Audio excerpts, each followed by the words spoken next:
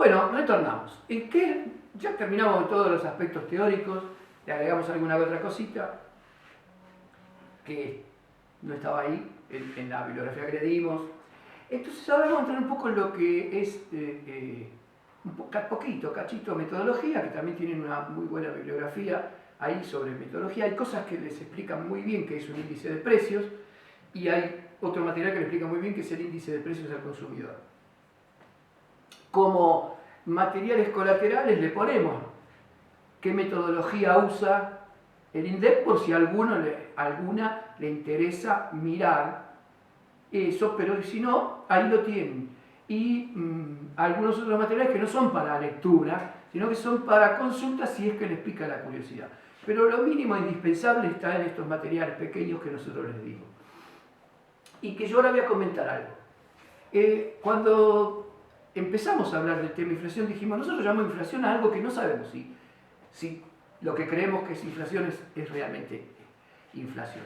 Entonces van a ver que ustedes tienen en la bibliografía dos hojitas que muestran la diferencia entre cosas que nosotros creemos que son sinónimos. Fíjense, tenemos inflación, pero nosotros en realidad lo que nos dicen que es la inflación es el índice de precio al consumidor, el IPC. ¿Qué es el IPC? El IPC, ¿qué mide?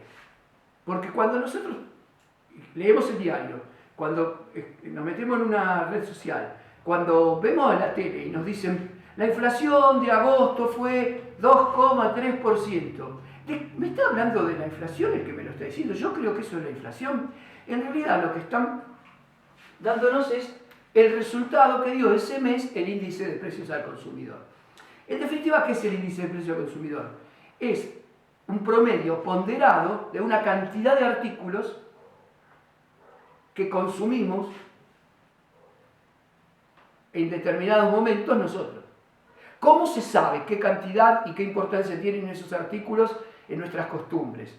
A través de un trabajo previo que hace el INDEC, que se llama Encuesta Nacional de Gasto de los Hogares, la ENGO. Esa encuesta nacional de gasto de los hogares lo que hace es, encuesta durante un montón de tiempo, porque sale cada 10 años, 8 años, una encuesta nueva. ¿Por qué? Porque a través del tiempo las costumbres varían, las demandas de determinados consumos de bienes y servicios varían, e inclusive aparecen nuevos bienes y servicios. Si nosotros tomamos el IPC de hace 25 años atrás, la incidencia que tenía, por ejemplo, la comida comprada afuera era mínima, o el tema telefonía era mínimo. Pero claro, por ejemplo, la utilización de lavaderos era mínimo.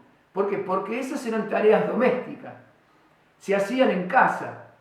Eso fue variando, porque aparecen los delivery, porque aparecen los lavaderos. Entonces va variando, porque aparecen los celulares. Entonces la telefonía fija va perdiendo y va ganando la telefonía móvil. Y eso hay que considerarlo en el índice de precio. ¿Por qué? Y porque usamos telefonía móvil. Y porque utilizamos los servicios de un lavadero. O porque pedimos delivery alguna que otra vez. Entonces, esos son consumos que influyen en nuestro presupuesto. Por lo tanto, deben ser medidos. ¿Cómo se entera el INDEC de eso? A través de esta encuesta que es nacional de gasto de los hogares. Y a partir de ahí arma una canasta promedio de un habitante promedio. Por lo tanto, el índice de precios al consumidor lo único que mide es esa canasta, que tiene una cantidad de bienes y una cantidad de servicios. Y ustedes, cuando vayan a la bibliografía, van a ver que está abierta en 12 capítulos. Ahora después se los voy a leer, que tienen que ver con distintos tipos de consumos que hacemos y los precios. Entonces se supone que eso aumentó los precios de esa canasta, no los precios de otra cosa que no sean esos productos de esa canasta. Entonces acá hay una medida limitada de bienes y servicios. ¿Qué es la inflación entonces? Desde el punto de vista teórico, técnico y real, la inflación no solo toma los productos que están en el IPC, sino todo el resto de los productos que están en la economía. Por ejemplo, los bienes y servicios exportados. Obviamente, si se exportan, más allá de que las exportaciones influyen en los precios de lo que consumimos, pero si se exportan no están en el índice de precios de nuestro consumo. ¿Por qué? Porque ese bien se exportó. Ni siquiera lo tenemos dentro de nuestra propia economía. Por ejemplo, esos bienes, además de la variación de estos, están incluidos en la inflación. Porque la inflación, en definitiva, ¿qué es? Es una suma generalizada de precios. Cuando todos los precios suben, no solo lo de las canastas. Esto solamente refleja una muestra representativa de la época, de los gustos, todo lo que quieran, pero es una muestra en el fondo. Y este aumento continuo y generalizado de bienes se sostiene en el tiempo. Ahí podemos decir que hay lo que se conoce técnicamente como inflación. Digamos. Por ejemplo, acá esto es precio del consumidor. Los insumos intermedios de las empresas no están considerados y sin embargo aumentan. Ustedes me pueden decir, bueno, pero después se ve reflejado en el índice de precio del consumidor. Sí, pero no están considerados porque nosotros no consumimos nafta, no comemos nafta, no tomamos nafta. Lo sumo, compramos un poco de nafta para el coche. Entonces, no es lo mismo el impacto. O sea, acá no está considerado todo y acá sí. Cuando suben todos los bienes y hay un aumento generalizado de precios, ahí hay inflación. Y por último, un concepto que es bastante controversial, que se llama costo de vida. Y que muchos nos hacen equivocar y creen que el índice de precio del consumidor, la inflación y el costo de vida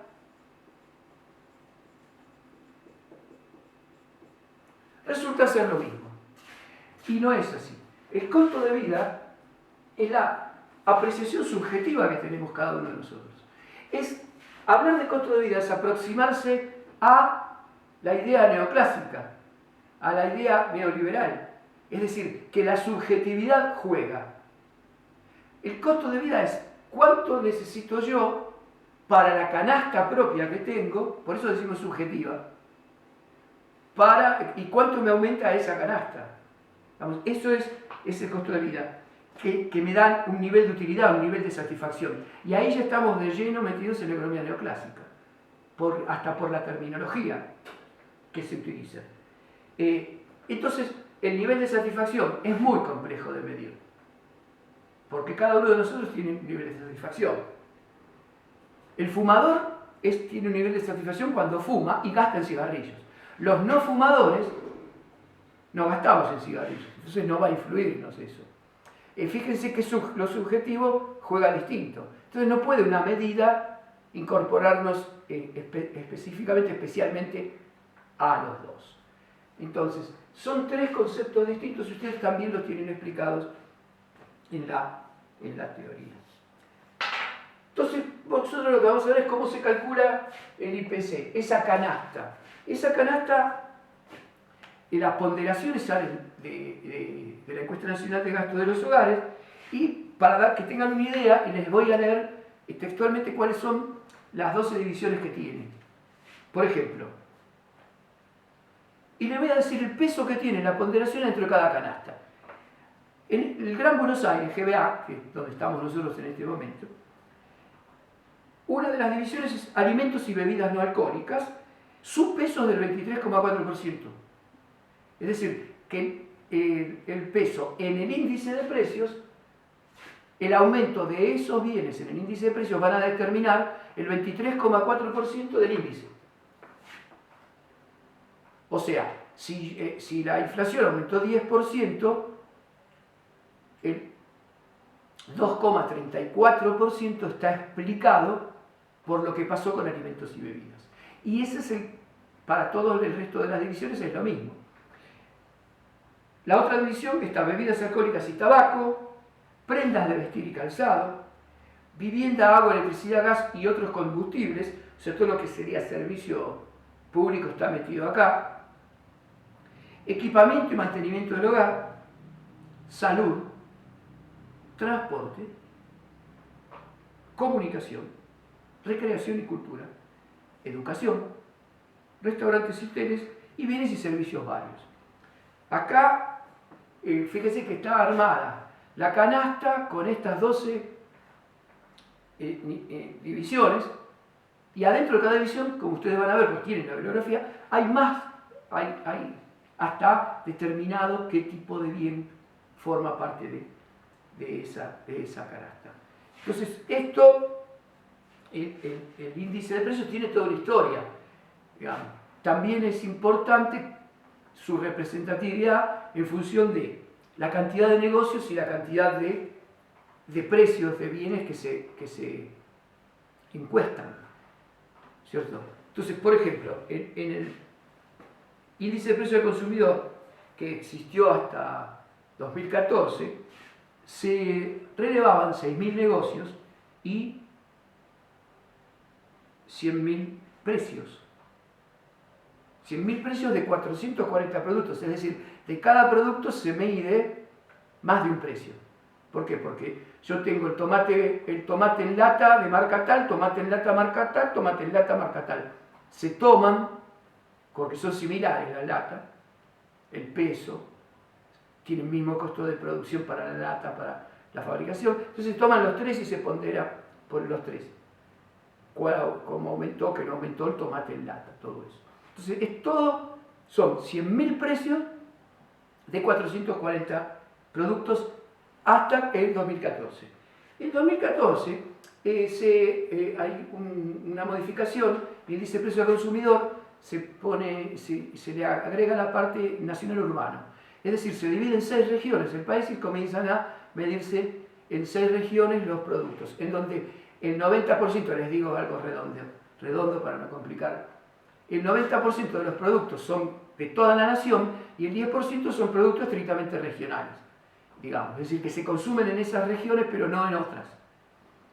Entonces también se tienen en cuenta, porque eso va a castigar a esa región.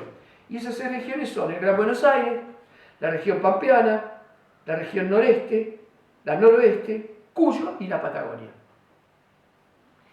Ahí se relevan entonces muchísimos más negocios, 13.000, y 230.000 precios. Dijimos recién, son 6 canastas regionales con 520 productos, de los cuales 470 son en común. Cuando asume el gobierno de la Alianza Cambiemos, se deja de lado ese índice de precios y se le dan nuevas ponderaciones. Yo no quiero ser mal pensado, pero como no puedo dejar de analizar, en donde en estas nuevas ponderaciones baja respecto a la anterior que venía funcionando la ponderación de los rubros en donde más aumentos hubo casualmente. Por ejemplo, baja la ponderación de el rubro de vivienda, agua, electricidad, gas y otros combustibles, que ustedes saben dónde pegó el tarifazo, fue ahí, por decirles una de las cosas. Entonces, claro, se cambia metodológicamente y el índice de precios, si baja la incidencia del tarifazo, obviamente el índice de precios va a dar más bajo. Todas estratagemas estadísticas que todos pueden hacer, ojo, no es solo que lo hizo, pero en este caso lo hizo el señor Todesca, que era el que manejó el INDEC en la época de la Alianza Cambiemos, señor que falleció hace poco, lamentablemente, muy conocido en el ámbito económico. Entonces ahí ya bajan la cantidad de negocios que se relevan, son 4.000. Y los precios, 90.000, es decir, de 230.000 precios se baja a 90.000. O sea, se releva menos, se achica la ponderación de los rubros donde se sabía que iban a aumentar, entonces el índice de precio del consumidor necesariamente tiende a dar más bajo. Eso no necesariamente se cumplió, ¿no es cierto? Porque si nosotros vemos cómo es la evolución de la inflación minorista y tomamos esta época, esto ustedes lo tienen todos, esto es un trabajo del Instituto Estadístico de los Trabajadores, IET, de la UMET, ¿sí?